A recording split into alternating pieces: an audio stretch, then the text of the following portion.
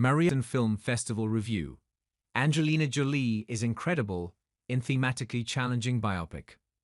Over the last 8 years, Chilean filmmaker Pablo Larraín has made a triptych of biographies about famous women, starting with Jackie, then Spencer, and now Maria.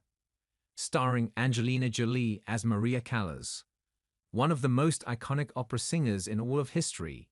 Maria is incredibly intriguing, even if it is uneven. Although Maria suffers from pacing issues that could cause viewers to lose interest in the second act, its visual grandeur, strong performances, and ambitious thematic swings make it a worthy film. Maria follows the iconic opera singer in the final days of her life in Paris, as she reflects on her life. Like the rest of Larraín's melancholic trilogy, Maria is far from your traditional biography. Although it tells the story of one of the most famous women of all time, it's far more interested in the interiority of her experience than recounting the glory days of her life. The most interesting thing about Maria is how it explores the theme of fame in such an unorthodox, vulnerable way.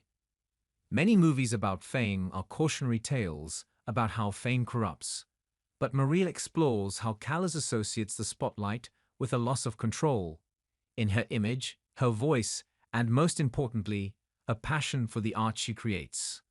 In this way, Maria provides the audience with a protagonist that is much more layered than typical for a biopic. Writer Stephen Knight is uninterested in adulation, even when Callas's self-esteem becomes a point of central conflict in the story. He seemingly wants us to pity her and be remorseful for the pain we put her through, and this bleak tone creates some of the film's most significant pacing issues. Setting the movie in the final days of its subject's life makes it feel like we are participating in a cinematic funeral procession. It's somber, bleak, and often uncomfortable to sit through. There are also many different threads that come together and unravel over the course of the script, making it difficult to get fully invested in any one through line.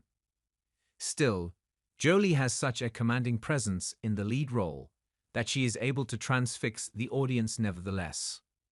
Jolie's career is interesting in that she is one of the most well-regarded performers in Hollywood. Yet she hasn't done much in the way of prestige work, instead opting for more mainstream projects. Yet, we all know how talented she is, and she brings every ounce of herself to this role. It is unquestionably one of the most vulnerable things Jolie has ever done, and it's an utterly beautiful turn. But for as dervish as one would expect this film to be, considering that it is about one of the most iconic divers of all time, after all, Jolie leaves plenty of room for her Maria supporting cast. Pierfrancesco Favino and Alba Rohrwacher are wonderful in their supporting roles as Callas's butler and housekeeper, while Cody Smith-McPhee stands out in a refreshingly atypical spin on the interviewing journalist frame. Of course, the biggest highlight of Maria, as is the case with Larraín's other English-language movies, is its lavish visual style. The work of cinematographer Ed Lachman, who was Oscar-nominated for last year's Larraín film El Conde, is incredibly complex, using the camera in fascinating ways to create metaphorical distance. The production design and costume design are also stunning to look at.